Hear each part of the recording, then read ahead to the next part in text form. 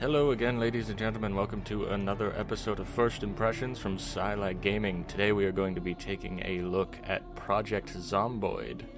This is a sandbox/survival zombie game, which puts you in a town in rural Kentucky at the moment, and basically lets you go about your business and survive in the zombie apocalypse.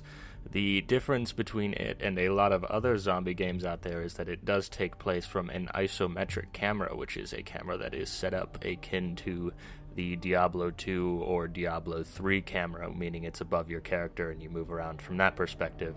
Of course, it does introduce more survival type elements than most other zombie games do, where you have to eat, sleep, control your moods by basically reading magazines to decrease boredom, or your characters can suffer from depression, and so on and so forth, as well as, at least before, it included interactions with other NPC survivors.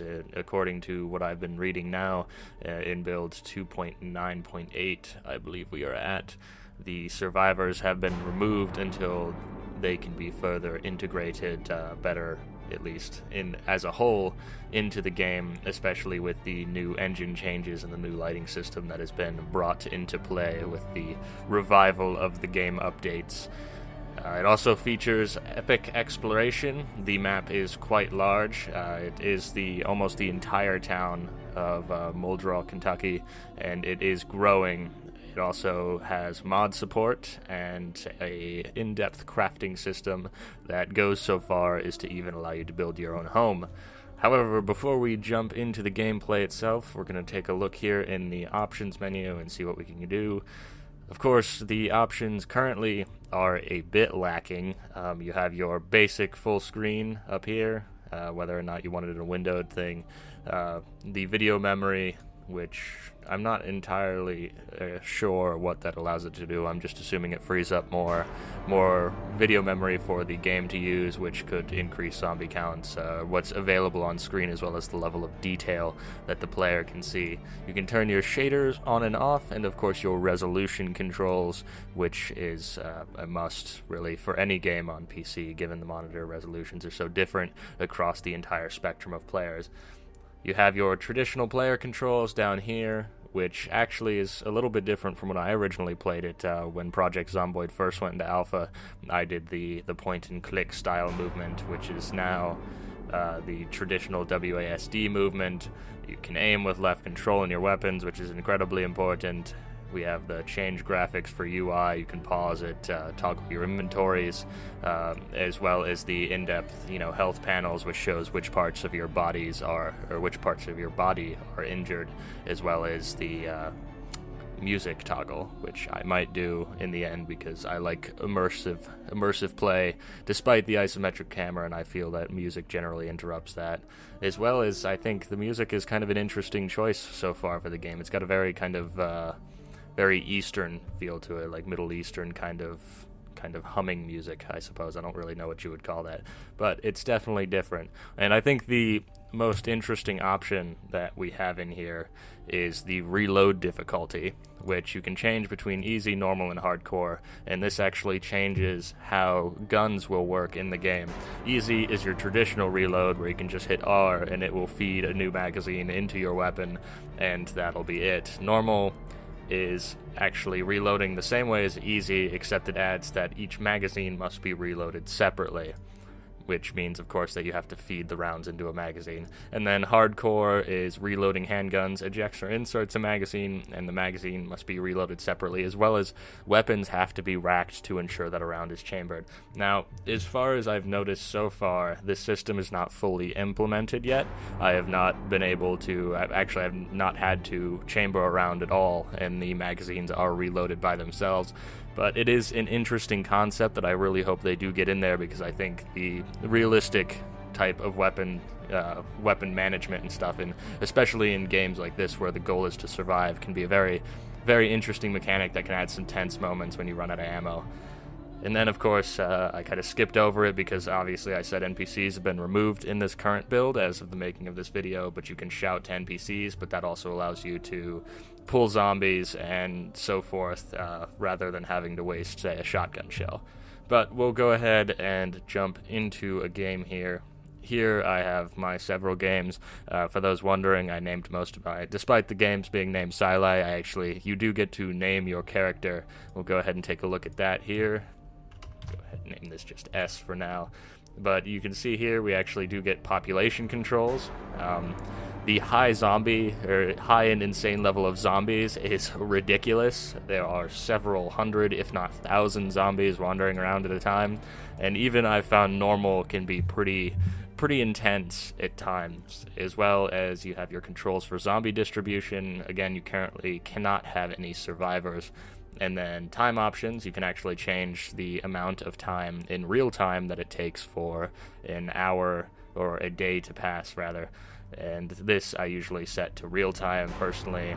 I like it starting in June because June is a good month. Summer usually start early in the morning because in real time you do not want to be stuck at night in a zombie infested town. It is incredibly dark at night. And of course these world options I think add another interesting layer to the survival, where the water, electricity will be shut off after a certain amount of time, or rather within 0 to 2 months. If you set it to 0 to 2 months, the water will be shut off in the city because obviously there's no one there to keep it running and perform maintenance on it, which can really change the dynamic of how you play the game. I find myself often going into houses just to drink from the faucets and refill my water bottles, so when that gets shut off, that is not going to be fun for me. And of course you have your loot rarity settings here, which I generally like to set to normal just because loot is rare enough as it is.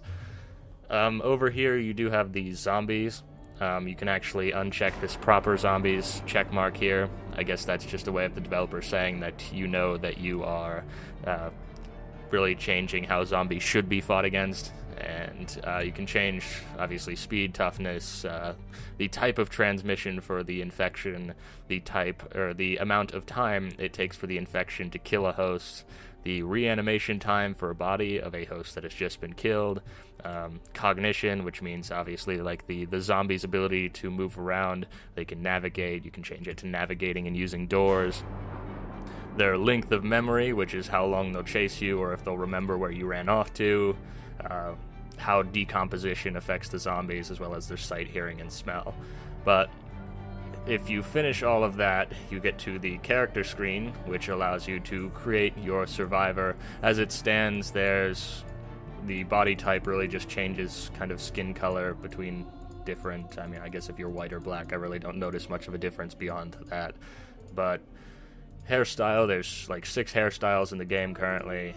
All of which, I mean, generally all of this cosmetic stuff I don't really notice in-game all that much because obviously you're busy surviving the zombie apocalypse. And then, of course, your type of beard, which I traditionally like to go for the mega chops, and your name, both forename and surname. But we're not going to make a new character right now. Instead, we are going to go ahead and jump into one of my old games that is saved as a crash for some reason, though it did crash several times. We do get this screen loading in. These are the end times. There was no hope of survival. And, of course, we end it with the always making me feel better about how I play the game. This is how you died.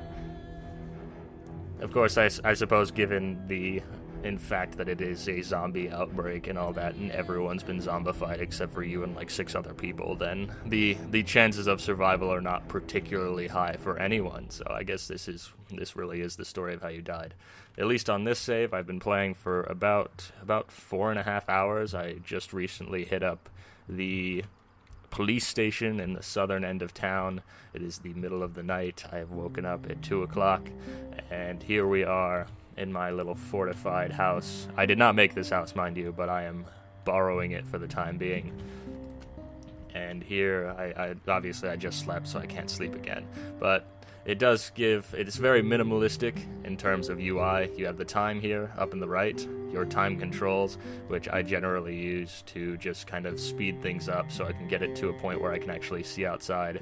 as well as the moodles here, as they are called, that are basically the things that your character are suffering from at the time. As you can see right now, I am carrying well over my equipment load, so I have the very heavy load moodle, which means my movement speed is reduced and I cannot run because that has high exertion.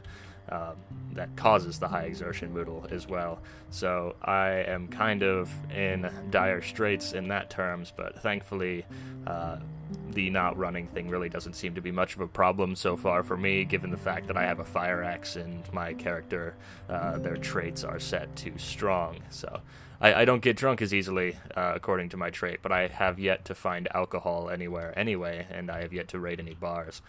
A few important things to note about the inside of this house that you may have noticed. I keep mousing over these curtains, rather they're sheets, which provides an interesting mechanic. One thing, obviously, I showed you a few minutes ago was that zombies do have sight.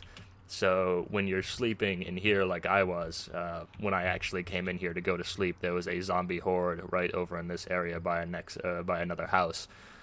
And one of the things you don't want is one of those zombies to wander over in this direction and see you through a window while you're sleeping, because while you are sleeping, you have very little spatial awareness. So the chances of you hearing a zombie, unless they shatter a window or force a door open, are very low. And even then, if your character's a heavy sleeper, it's very much possible that you will not wake up until they're already feasting on your body.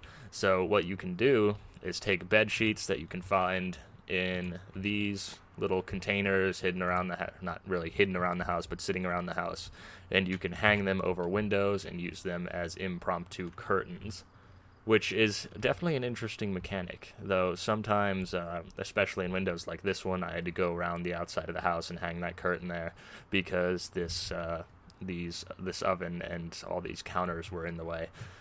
But it's definitely an interesting aspect that adds a very nice layer of depth to the survival aspect of the game. As you can see, while we were talking about that, a new moodle has popped up where I am getting bored. So to counteract that, you can see I have these magazines. We can go ahead and read one of those, or two of them. I've noticed one thing with the use of items, especially if you have multiple of them, is that the game likes to use all of them, which is kind of annoying at times, but at the same time, I'm sure that's going to be sorted out at some point in the future. But now you can see, since we read the magazines, our boredom has gone down quite a bit, and we are once again good to go.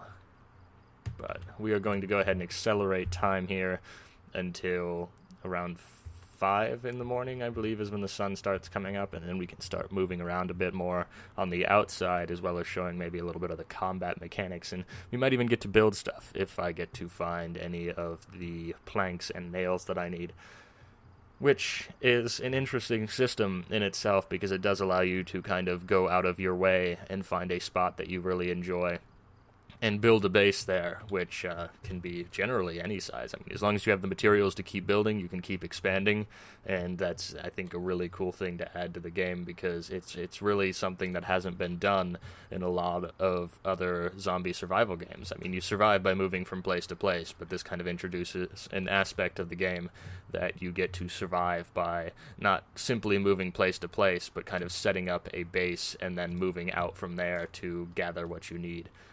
One of the things I did run into yesterday, which is probably the reason I have so many of these medical supplies that are traditionally fairly rare, there was a bug in the hospital, or small hospital building that I was raiding, that the medical supplies kept respawning, I suppose you could say, just repeatedly over and over again.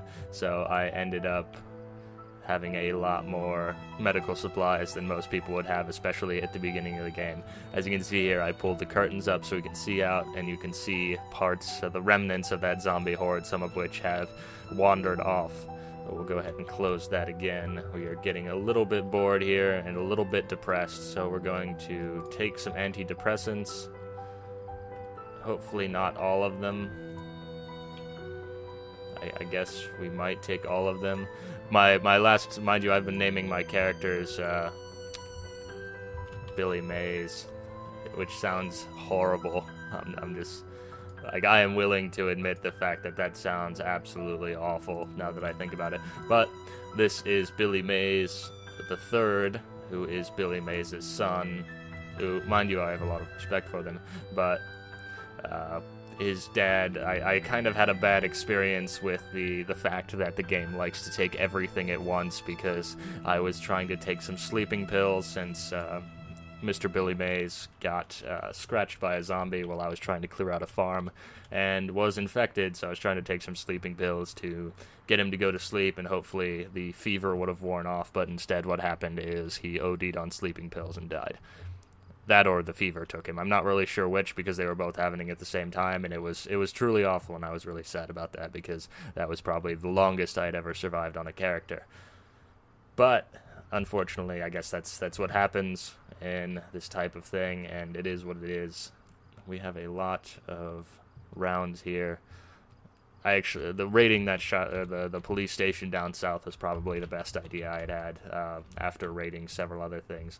One of the things I do find a bit annoying at times is this whole inventory access thing, simply because you have to be looking directly at an item to access it, and when you're doing that, it's a little bit, it can be kind of annoying, especially when items are stacked on top of each other, because you have to point yourself at them and kind of hope that you end up getting the actual stuff that you need from it, rather than being able to simply click on the object, which doesn't seem to react as well as it should, I guess you could say. And more importantly than that, I guess it's very slow. There is a warehouse on the northern side of town that I was in yesterday, and I went to loot the boxes inside, hoping to find some weaponry, and that took me well over maybe 20 or 30 minutes to go through the entire warehouse, simply because there are so many boxes, and getting your character to access them all is fairly difficult, simply because you have to keep trying to go to each one and make sure you're looking directly at them, and so on and so forth. Hopefully we will be able to get out of this house soon enough, though. The sun is beginning to come up, and I'm getting drowsy again, so you know what we're going to do to make time pass faster? We're going to go ahead and sleep. You can sleep in any bed in the game, and it will basically just allow you to get rid of that drowsy thing, which causes your character to be able to see less, which hopefully, again, once we get outside, we'll be able to look at the kind of perception radius and how they handle that, which I think is a very interesting thing that the game does, and it does it very well, which is totally awesome, because not many games, I think, do the perception radius as well as they could. But here, when you are sleeping, it just kind of gives you a black screen, and you can fast forward time until your character wakes up. In this game, I had the time set to 12 hours for a single day to pass, so it's not in real time, it's in kind of half time, so hopefully this will pass quickly and my character will decide to wake up sometime before 4 in the afternoon like I usually do, which is a horrible habit to get into. I would not suggest it. Interestingly enough, I guess while we're at this black screen, we can talk a little bit about the modding support the game offers. If you do go to the website and their forums, they have actually quite a slew of mods that are already finished, ranging from character skins to additions to the map. I believe the one I was looking at installing yesterday... Are those gunshots? Oh man, that doesn't sound good. Please wake up. Oh no. Anyway, but the one I was looking at installing yesterday was a map edition that added 6 new 300 by 300 maps to the game, and really, I suppose, would expand the gameplay possibilities. We're going to go ahead and take a look out these windows before we try anything, because those were definitely gunshots, and zombies do react to loud noises. Hopefully they did not see us in our little hut here.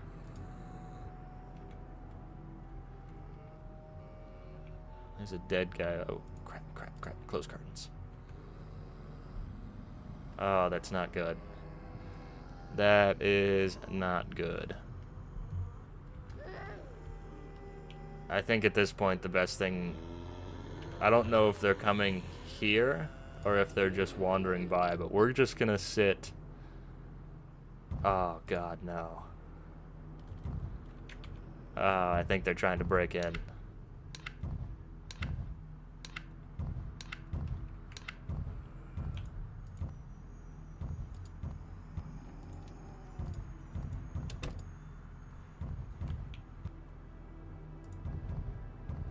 Okay, we're getting the hell out of here, guys. Sorry.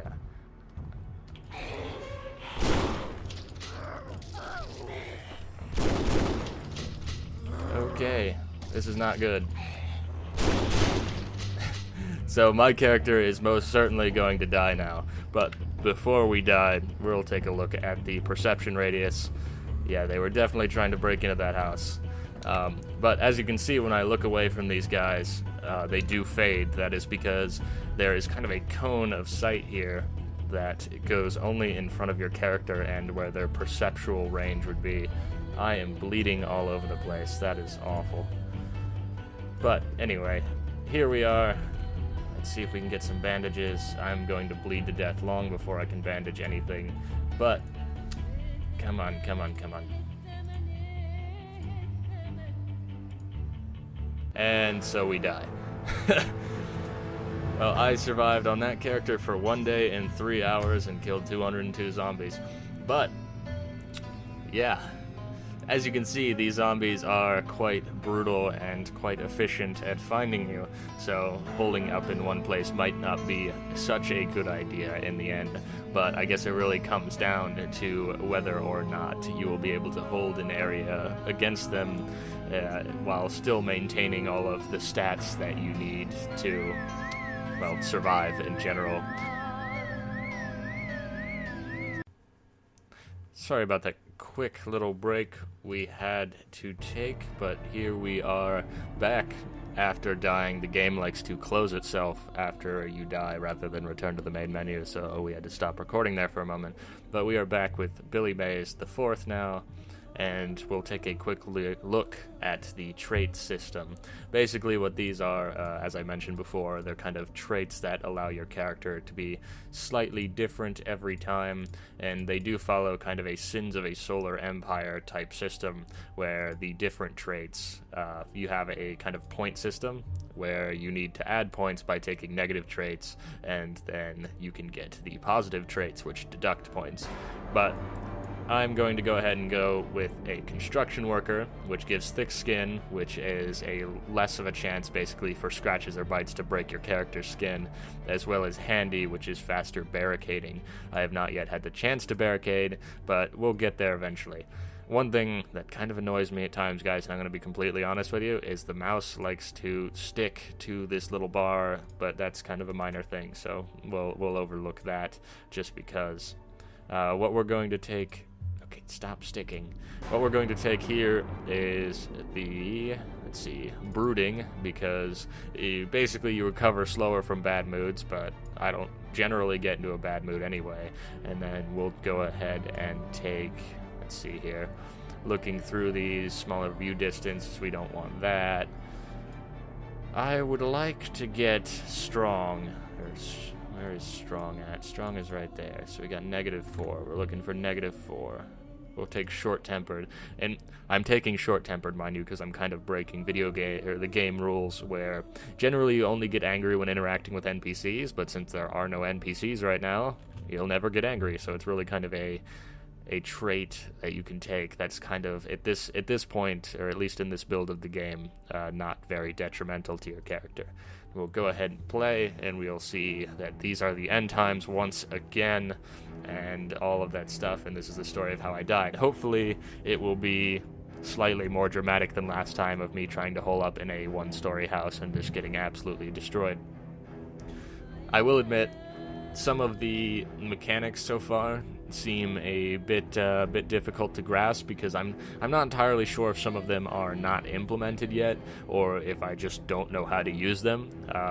Yesterday, when I was trying to climb out of a second-story window because I set off a house alarm and made the zombie populace incredibly angry, and what ended up happening was I equipped a kind of, I guess, sheet rope that you can make out of sheets from a bed, and rather than jumping or using that to climb out of the window like I had originally intended, my character decided he was just going to jump from a second-story window, which kind of sucked because it caused some pretty severe pain, and at least as far as that goes, it's not good when you get injured in this game. The way it generally works, at least as far as injuries do, you recover over time based on your sleep habits, your healthy eating habits, and all that junk. And then basically if you get scratched or bitten by a zombie, it's all over but the crying. A scratch from a zombie has a 25% chance of causing infection, which infection, once you get it, will kill you over time no matter what. There is no current way to cure infection, so you have to be very careful about interacting with zombies. And to be honest with you, I kind of highly doubt that there will ever be a way to cure a zombie infection, but that's because they're zombies, and that's generally how that works. But be that as it may, a bite has a 96% chance of infection, and obviously that is no good. Ooh, we got a purple vest here. We're going to go ahead and put that on. The construction worker does not start with any upper body clothing for some reason, and I'm not entirely sure why. But that's how it is, and, you know, there's not much we can do about it. So we're kind of looting our beginning house here that you start in. It starts, at least in sandbox mode, you start in a random house. And we'll go ahead, and most characters, if not all of them, start with a baseball bat and some basic equipment, obviously, because you can grab all the stuff in your house, and then start making your way around. But since we're beginning here as a new guy, we'll go ahead and look at some of the close quarters combat. If you hold your mouse down here, like I am, you can see I'm preparing a swing. This is going to be a heavy swing, which will knock him over. That, and then you can just beat them on the ground. Billy Mays IV taking some soup of vengeance for the fact that the zombies killed his older brother merely moments ago. But it's always good to kind of clear out excess zombies in the area, both for one because I like smashing zombie heads, and two because you never know which one of these houses is going to have a house alarm, and you really don't want the zombies to kind of, you know, force their way too close to you before you have a chance to escape if there happens to be a house alarm, which we'll wait here for a moment and kind of hope that there isn't, which it seems there is not. So we'll go ahead and climb through here, close that window. This is another family. Mind you, every building in this game is enterable in some fashion or another. There is no buildings that are completely off limits, which is totally awesome because it definitely adds a nice exploration element to the game. Alright, we're going to clear out every room here because I do not want to be surprised by any zombies. Nope, stop that. Where are you? I hear someone down there. There's a zombie somewhere in this building, people, and we're going to find it. And we're going to teach it a lesson. I believe it's this door. No, maybe not. Front door? Thinking. Yeah, there we go. As you can see, the sight radius in buildings is very restricted, and you do not want to get stuck in here with a lot of Zads. That will be the end of you very quickly, my friends. One thing I have yet to kind of, I guess, explain to myself, much less you guys, I've noticed that there are seemingly kind of random events. Yesterday, there was gunshots in a house next to the one I was sleeping in, which crushed a window and set off the house alarm. And then a horde quickly took up position around the said house. And I don't know, I couldn't make it inside, but at the same time, given that there are no NPCs, I was kind of curious as to what was causing said disturbance. And I don't know, that's really something I haven't been able to explain yet. As well as yesterday, there was also an incident where I was sleeping and there were kind of military-grade helicopters flying over. And there was a lot of gunfire that ensued from that, and I was never able to actually find kind of the source of what that was, which was unfortunate, because if I could find like an M16, it'd be like game over, man. It'd end of the zombie apocalypse right there. Of course, obviously, probably not. You saw how how poorly I did with the shotgun, much less something that has more recoil and probably uses a lot more ammo. But then again, I'm going to hold close to the fact that those zombies definitely surprised me, alright? They ambushed me outside that window. I kind of had a good little setup there, and then you never know when they're coming. One thing I have noticed is the zombies do like to travel in larger groups most of the time.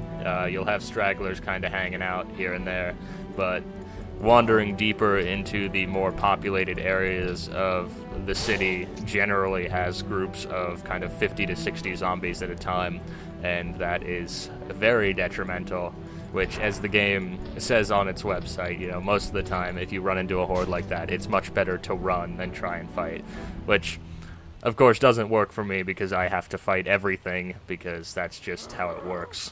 Like, you can see I'm physically trying to track down zombies right now and beat them to death with my baseball bat, because I love the blood effects, man. The blood effects are awesome. The fact that they spray like their brains spray all over the walls and all over the ground, you can just see it splatter, it's fantastic.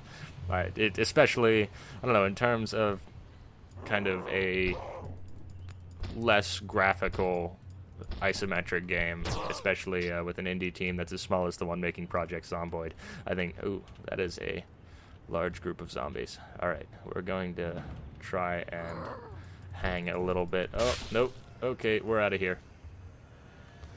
And this is what I'm talking about, ladies and gentlemen. It is not good to stay. They will investigate noise, which is what they're doing. They're not actually chasing me, mind you. They're just investigating the fact that that zombie squealed when I broke his skull open. So we're just going to head a different direction and hopefully have more luck rather than going that way and getting our faces devoured by a huge group of zombies. You will notice that the brain splattered out of that one, but she didn't die, and that is a possibility when you're fighting zombies in this game. They kind of have a fake death, is what I've come to call it, where you will knock their head off and they still are alive, which I'm not, again, sure if that's a intended thing or if that's just kind of an in-game bug that has yet to be resolved.